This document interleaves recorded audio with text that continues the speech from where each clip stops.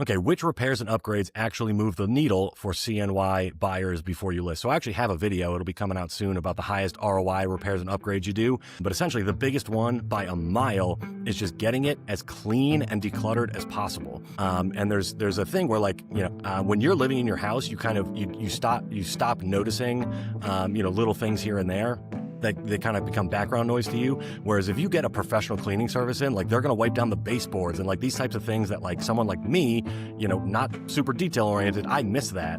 Especially like in my own house when I get used to it, where a professional cleaning service is just really going to do a much better job than most people. Now, some people, I actually had a listing recently with like 2 of the cleanest people I've ever met in my entire life. And when I went to their house, they didn't do anything to prepare the house for me. And I was like, if we had to list today, we absolutely could. So like if you're that type of person and your house is always spotless, then this doesn't apply to you so much. But for the overwhelming majority of people, a professional deep clean is so worth it.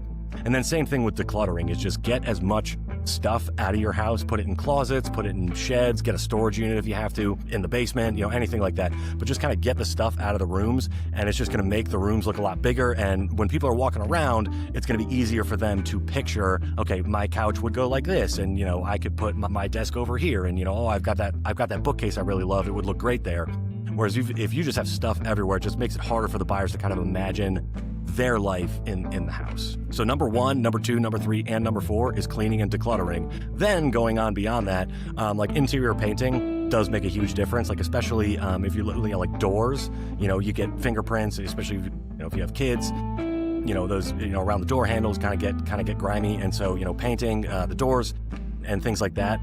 It's a little bit more expensive, it's a little bit more time consuming, but even if you just say like, whatever, the 5 worst spots or whatever, these couple of doors and this room are the most beat up, I'll paint those. That is almost always going to be a surplus of value, right? Thinking like, how much does it cost to do? And then how much am I getting on the sales side of it? That's almost always a surplus of value. Then the other one is kind of exterior stuff. So just like, especially if you've got vinyl siding, just give it a good power wash, give the driveway and walkway a good power wash, some basic landscaping, even just putting in some fresh mulch makes a huge difference. And that's another one where, like, when you get used to what your house looks like, you don't really notice how big of a difference it is. Then you put in the mulch and you're like, oh my God, I can't believe I was living without this freshly mulched. So those types of things are not that expensive, not that time consuming, and they do make a really big difference. And from the seller, if you're selling your house, you want people in a positive frame of mind as they're entering. So if the outside looks immaculate, they're gonna be like, ooh, like, they're already thinking positive thoughts, right? Like as they're going in, they're happy about it. They already like the house.